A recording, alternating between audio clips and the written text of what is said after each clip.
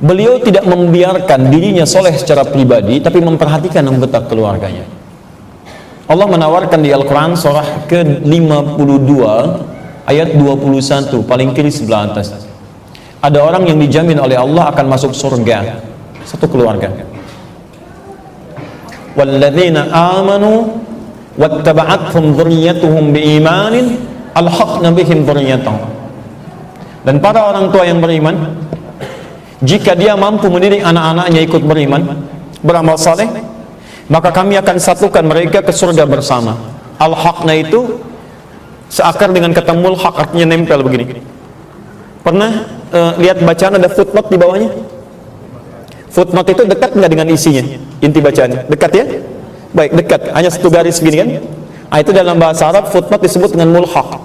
Jadi ada orang sekeluarga, misal ayah, ibu, anaknya misalnya 3, ya, kemudian cucunya, cicitnya itu masuk surganya nempel begini Pak, masuk semua. Ya, di antara mereka ada yang masuk ke surga Aden misalnya. Quran surah ke-13 Ar-Ra'd, alhamdulillah, ayat ke-20 sampai dengan 24-nya. Ya, bahkan malaikat masuk keluar dari ayat 23 sampai 24-nya mengatakan salamun alaikum bima sabartum. Ya, masya Allah. Ya, jannatu adin yadkhulunaha. Dan ada orang yang masuk satu keluarga besar ke surga Aden. Wa man salaha min abaihim wa azwajihim wa dzurriyyatihim. Dan orang-orang soleh dari bapak-bapaknya, istri-istrinya plus semua keturunannya.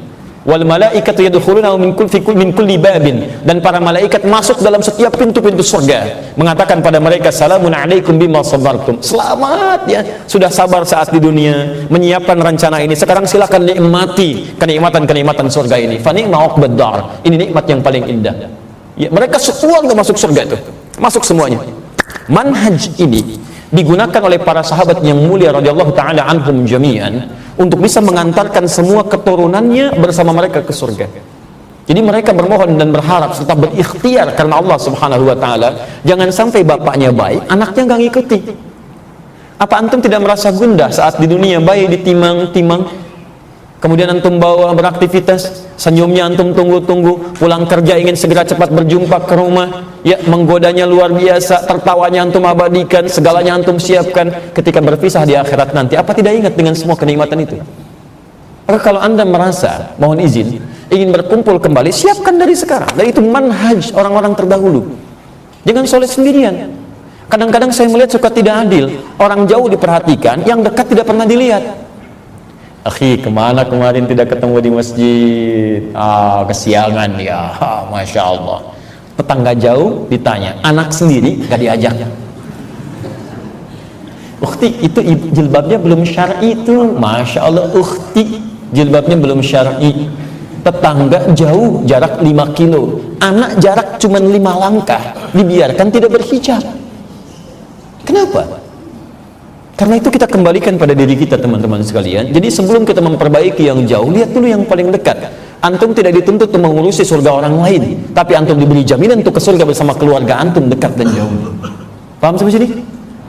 Tayyib. Nah, sekarang Abbas diantara manhajnya menyiapkan setiap anaknya bagaimana menempuh surga dengan segala profesinya. Maka Abbas punya 2 orang putra. Satu Fudail, putra pertama ini karena sudah semakin dewasa, kuat, kemudian dibaktikan kepada Rasulullah SAW untuk membantu keseharian beliau. Pernah dengar riwayat ini? Ketika Nabi SAW akan meninggal dunia, bukankah beliau wafat dalam pangkuan Sayyidah Aisyah radhiyallahu ta'ala? Bukankah beliau berwudu terlebih dahulu? Pertanyaan saya, siapa yang membawakan air wudunya? Beliau wafat di pangkuan Sayyidah Aisyah dan berwudu terlebih dahulu. Pertanyaan saya, siapa yang membawakan air wudunya? Ingat perjanjian kita. Baik.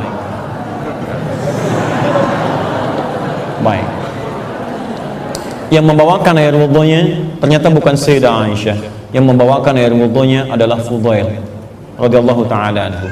Anaknya Abbas, ya, radhiyallahu taala anhu. Jadi saking disiapkannya oleh beliau, ini yang bersiap membantu Nabi sampai di penghujung hayatnya masih sempat membawakan air wudhunya. Perhatikan teman-teman sekalian, bagaimana visi kehidupan dibangun oleh beliau.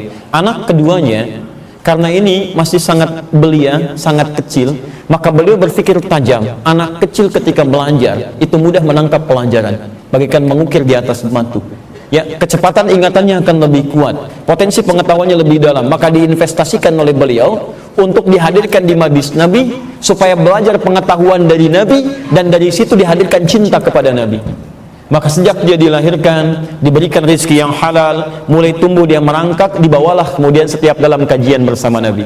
Kadang-kadang dia merangkak didoakan oleh Nabi sallallahu alaihi wasallam. Doa itu yang populer diajarkan sekarang oleh para ulama agar anak-anak kita cepat menangkap pelajaran seperti anak ini nanti cepat menangkap pelajaran. Allahumma faqihni fid din wa 'allimni ta'wil. Seperti Nabi mengajarkannya, Allahumma faqihhu fid din wa 'allimhu ta'wil. Ya Allah, tolong Abdullah ini cepat pahamkan urusan agamanya dan buat dia mengerti sesuatu yang belum tersingkap. Nanti ada orang-orang kalau disebutkan huruf baru mau mengucapkan hurufnya. Kita sekarang akan belajar A, baru disebutkan A sudah paham dia. Oh, ini maksudnya kesini, kesini, kesini. Ada orang ustaz sudah menjelaskan hampir 2 jam, ditanya paham? Belum. Masya Allah. Saya ulangi ya, bla bla bla bla, sudah 30 menit. Sekarang paham insya Allah? Belum. Masya Allah. Nah, ini ada doa yang diajarkan pada Nabi, oleh Nabi pada anak kecil ini. Hebatnya, ketika misi itu dibangun, maka terjadilah hal yang luar biasa. Anak yang sering dibawa dunianya ke majlis ilmu, maka akan lekat dengan pengetahuan. Anak yang sering dibawa ke mall, maka akan cepat tahu harga-harga barang. Ingat baik-baik, manhaj para sahabat, dekatkan pada yang baik-baik.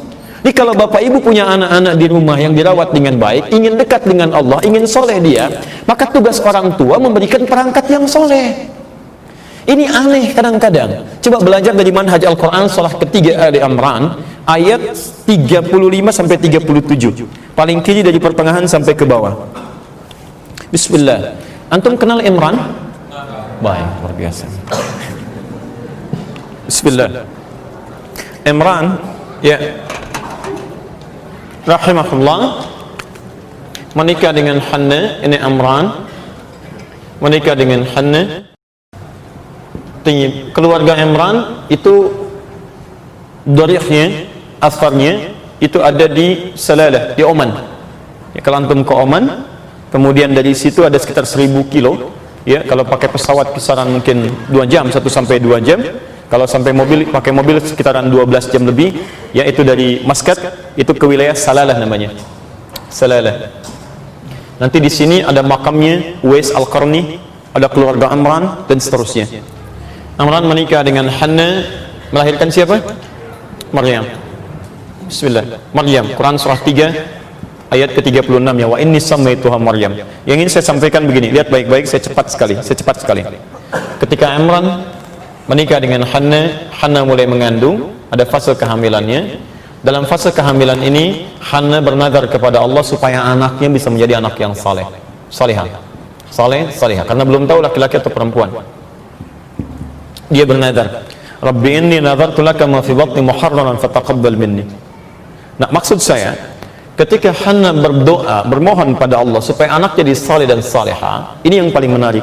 Begitu lahir, maka saat lahir itu doanya Hanna ini kemudian disandingkan dengan ikhtiar supaya Allah berkenan cepat mengabulkan doanya. Ini rumus dari Al-Quran. Jika anda berdoa tentang sesuatu, maka jangan cukupkan pada doanya, sandingkan dengan ikhtiar untuk menunjukkan kesungguhan kita mengharap doa yang dimaksudkan.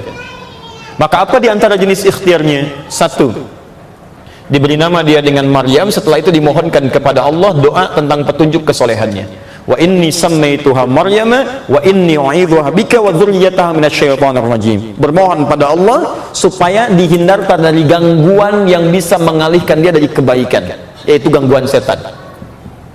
Ya, ini ingin anak jadi soleh. Faktor yang menyebabkan tidak soleh, setan. Maka begitu lahir, mohon kepada Allah supaya anak tidak diganggu setan.